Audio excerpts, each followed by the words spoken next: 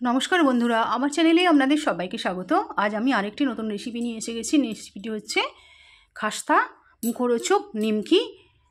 এই রেসিপিটি বানানোর জন্য প্রথমে আমি 500 গ্রাম ময়দা নিয়ে নিয়েছি, তারপর কালো জিরে নিয়ে নিলাম, নুন দিয়ে দিলাম, একটু জোয়ান দিয়ে দিচ্ছি, জোয়ানটা তো অতি অবশ্যই দিতে হবে। তারপর দিয়ে দিলাম একটু বেকিং সোডা। সমস্ত উপকরণগুলো ময়দার সাথে ভালো করে আমি মিশিয়ে নেব। খুব ভালো করে মিশিয়ে নিয়েছি। তারপর ভেজিটেবিল অয়েল দিয়ে দিলাম।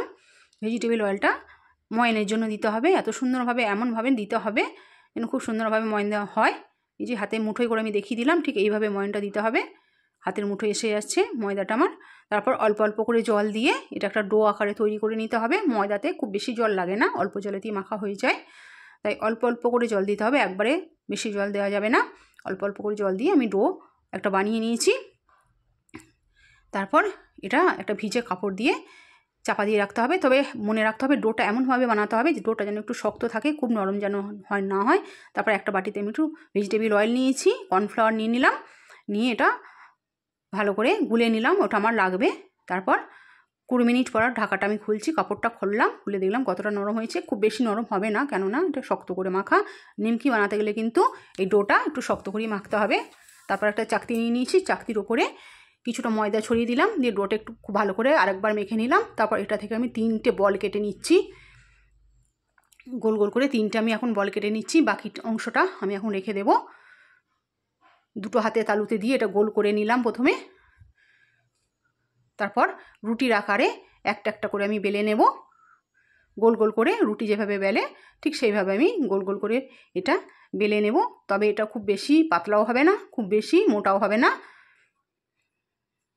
একটু পাতলার আকারে বেলতে হবে, খুব বেশি মোটা রাখলে হবে না। এই যে আমি হাতে নিয়ে দেখিয়ে দিচ্ছি কীরকমভাবে বেলেছি। দ্বিতীয় রুটিটা আবার বেলছি, ওই একইভাবে ময়দা ছড়িয়ে দিয়েছি চাকতির ওপরে, দিয়ে তারপর বেলে নিলাম।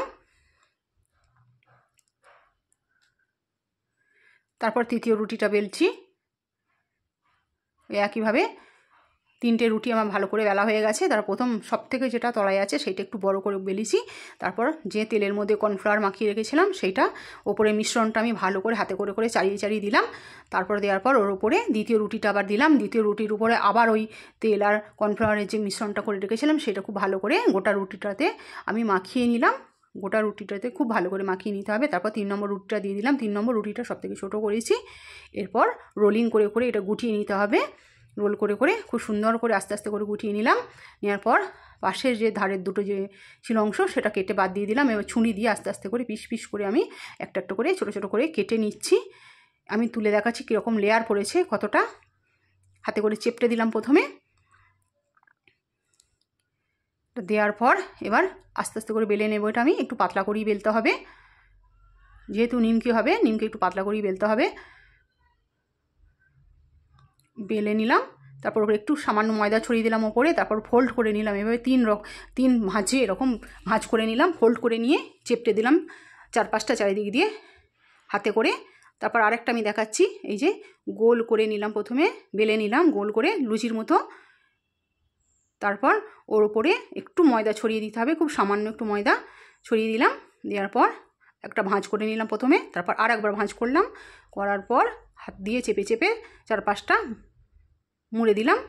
এই যে 1 প্লেট হয়েছে আমার নিমকি। তারপর কড়াইয়ে সাদা তেল দিয়ে দিলাম, তেল গরম হয়ে গেছে। তারপর একটা একটা করে নিমকি আমি ভাজতে থাকছি। মনে রাখতে হবে তেলটা যেন মিডিয়াম টু লো ফ্লেমে হয়, হাই ফ্লেমে যেন না হয়। খুব হাই ফ্লেমে কিন্তু এই নিমকি ভাজা যাবে না, তাহলে ভেতরটা কাঁচা থেকে যাবে আর ওপরটা তাড়াতাড়ি হয়ে যাবে। তাই মিডিয়াম টু লো ফ্লেমেই কিন্তু এই নিমকি ভাজতে হবে। আমার প্রথমে ভাজা হয়ে গেছে, আমি তুলে নিচ্ছি। আর একবার দিচ্ছি, ওই একই রকমভাবে একই পদ্ধতিতে ওইরকমভাবেই আমি ভেজে নিলাম মিডিয়াম টু লো ফ্লেমে। একটু সময় লাগবে,